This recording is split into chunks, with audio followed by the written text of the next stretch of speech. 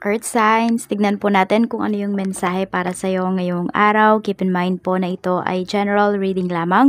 So, hindi po lahat ay makaka-relate. So, be open-minded. Sa mga hindi pa po nakasubscribe dito sa ating channel, please subscribe na po kayo. And pa-like na din po ng ating video. At sa mga nais naman po mag-avail ng ating private readings at ng ating Evil Eye Amulet, makikita nyo po yung link sa description box. Tarot Intentions by Aliana Reyes. Message na lang po kayo doon sa ating page. Yun po yung page natin. Nasa link po sa description box. Ayan, nasa description box yung link. Okay? So, kayo po ang mag-message sa akin. Hindi po ako ang mag-message sa inyo. Para hindi po kayo magduda kung totoo ba or legit ba. Okay? So, ayan. Mag-wish na po kayo sa ating wishing candle.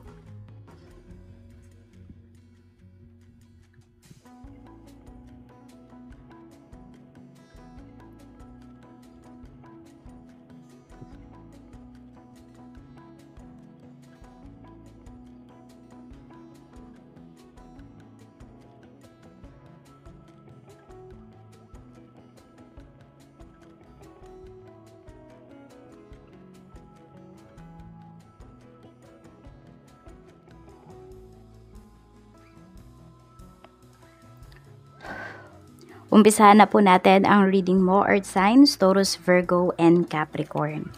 Check muna natin yung energy mo for today. Energy po for today ni Earth signs. Energy for today ni Earth signs, Taurus, Virgo, and Capricorn. Okay. So, we have number 9. Ayan po. Marami sa inyo, Earth signs, nakikita ko dito. Pagkita talaga ng pera, yung sabihin natin, yung pinagpo-focusan ninyo ngayong araw na ito. Tapos, yung value din po ninyo. Yun yung iniingatan ninyo. Yung oras ninyo, yung efforts ninyo. Pag hindi siya nasusuklian, maaaring nagbaback off kayo dito. Humihinto ka agad kayo. Ayan po. Tapos, natututo rin yung iba sa inyo na makiramdam. Okay, sa isang sitwasyon. Tignan po natin pagdating naman sa iyong pamilya. Sa family mo naman, we have number 49 and we have number 6. Medyo mag-ingat lang po kayo dito kasi pwedeng maraming naiinggit sa family po ninyo. Ayan, sa pamilya na mayroon kayo ngayon. Kesyo, may away man sa family ninyo, hindi man kayo nagkakaintindihan, marami pa rin pong naiinggit sa pamilya po ninyo. Kaya nga siguro yung iba sa inyo, nag-aaway, kaya may mga hindi kayo na, mga goals ninyo na hindi natutupad kasi maaaring nai-evil eye po kayo. Maraming naiinggit sa inyo. Ayan. So, tingnan natin. Okay, meron din bang nagkakasakit sa family mo? Earth sign. So, maaring ayan din yung isa sa dahilan. Pwedeng meron dyan, nakukulam, or merong ginagayuma sa family po ninyo. Pero mas mataas yung energy ng nakukulam. Tignan po natin, pagdating naman po sa friends. Sa friends, we have number 46 and we have number 34. Okay, so dyan sa lugar ninyo, Earth signs, or mga kasabayan mo, mga kaibigan mo, maaring marami nang umaalis. Okay, so naghahanap sila ng mga, sabihin natin, or ng mas magandang kinabukasan. So, pwedeng may mga nagyayaya sa'yo dito, may mga kaibigan ka na concern talaga sa'yo, sinasabihan ka, Earth signs, tara, sumama ka sa amin, maghanap tayo ng trabaho sa ganitong lugar. Pero kasi depende yan sa inyo kung ito ba ay kinakagat po ninyo or ginagrab nyo ba yung opportunity or tumatanggi po kayo. Nasa sa inyo na po yan kung may magyayayaman sa inyo dito na isang kaibigan or baka nga hindi lang isang kaibigan ito, pwedeng 2 hanggang 4. Tignan po natin pagdating naman po sa iyong love life. So, we have number 15. So, ayan po yung iba sa inyo kung single mom kayo or single dad kayo, tuloy-tuloy po yung inyong suporta or tuloy-tuloy yung suporta ng ex po ninyo sa inyong anak. We have number 3. Marami naman po dito kung kayo po ay papasok na sa isang relationship. Meron dito gusto nyo talaga is nakabukod kayo. I mean, kung sa seryosohan na ba magpapakasal na yung iba sa inyo, ganyan. So, pwedeng ito yung tina-target ninyo. Kaya din yung iba sa inyo dito, grabe kayong mag-ipon, grabe kayong rumakit kasi gusto ninyong bumukod, gusto ninyong magkaroon ng sariling bahay. Ayan po. Yan yung gusto ng iba sa inyo na nasa isang relasyon or meron na kayong family. So, ito po pwedeng yung tina-target ninyo ngayong taon na ito or for the next 3 to 6 months. Tignan natin pagdating naman po sa iyong kaperahan. Sa kaperahan, ayan, medyo mag-ingat lang kayo pagdating sa money ninyo. Maganda yung pera ninyo, pero kasi ngayon iba sa inyo, nai-evil eye kayo dito. Ayan, so alagaan nyo din naman daw, sinasabihan kayo dito ni universe na alagaan nyo din naman daw po yung inyong katawan. Kasi pwedeng, yes, marami nga kayong kinikita, pero napakahirap naman kapag kayo po ay nagkasakit. So kung meron na kayong medyo hindi magandang nararamdaman, medyo magpahinga muna po. Ayan, so hayaan nyo muna kunwari yung isang araw, wala kayong kikitain, okay muna yun. Basta makapagpahinga po kayo. Huwag nyo daw masyadong, ano ba yun? Huwag nyo masyadong pahirapan yung inyong sarili. Huwag nyo masyadong pilitin. Tignan po natin. So, this is your finances. Pagdating sa career. Sa career, we have number 20.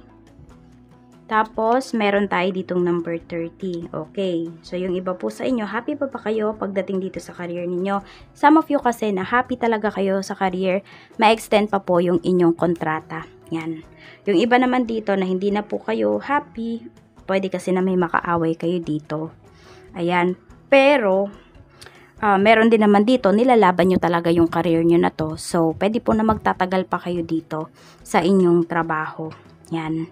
So, meron din naman, nag-iisip-isip na kung itutuloy mo pa ba to, or yung iba po sa inyo, pwedeng naiisipan ninyong mag-business na. So, tignan natin yung energy pagdating sa business. Pagdating sa business, alam mo sinasabi dito, kung kayo po ay may trabaho pa hanggang ngayon, earth signs at gusto po ninyo na magsimula ng business, medyo mag-ipon daw kayo na ngayon na ng puhunan. Mukhang mas magiging maganda yung buhay ninyo pag kayo po ay nag-business. Lalo na kung sino man po itong makakasama mo sa business na ito, mas okay daw kung asawa mo.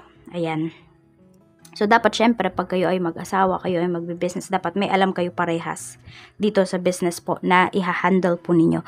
Sa business na sisimulan po ninyo. Maganda po. Ayan. Even yung sales ninyo, yung iba naman sa inyo, kung kayo ay nagsisimula na yung sales po ninyo ngayon, napakaganda po. Kailangan lang talaga is malinaw po yung inyong goal for today. Diba? Ano ba yung tina-target ninyo ngayong araw? Or kung kayo nga po ay mag-i-start ng business, ano ba yung target ninyo? Sino ba yung target market ninyo pagdating sa inyong mga produkto? Siyempre, ayun nyo din po doon yung presyo ninyo. Tignan natin pagdating naman po spirit guide. Okay, pagdating naman po sa iyong yung reminder pala sa iyo ni universe. Yun yung tignan natin. Reminder po sa iyo ni universe. Reminder sa iyo ni universe. Tignan mo, may stabbed in the back doon, 'di ba? Na energy, nakita nyo ba? So ayan po, marami talagang nagtatraidor sa iyo dito, earth signs. Okay, kaya ingat ka dun sa mga pinagsasabihan mo ng mga problema mo sa buhay, problema mo sa trabaho mo, kasi instead na concern talaga yung maramdaman ng tao na yon, maring natutuwa siya na nagkakaroon ka ng problema. Tignan po natin. Okay. Advice sa'yo ni universe, ayan. Kapag daw talaga ikaw ay may ginagawa, you make sure na gusto mo yung ginagawa mo. Hindi ka dapat napipilitan. Okay? At kung meron ka mang mga kagrupo, meron ka mang mga kasama dun sa certain ginagawa mo na yun, sa certain work, dapat daw is equal yung trabaho po ninyo. Huwag mong aakuin lahat. Earth signs, yun yung sinasabi sa'yo dito. At sinasabi na enjoyin mo lang yung moment. Huwag ka masyadong magpaka-stress. Okay, enjoyin mo na kumikita ka, enjoyin mo na meron kang mga na-experience sa life mo. Ito po yung iyong mga lucky numbers. We have number 9, 15. Meron tayo ditong number 47, 48, 45, and number 3. Maraming salamat po sa walang sawang pagsuporta ninyo dito sa aking channel. Ingat po kayo always. Bye-bye!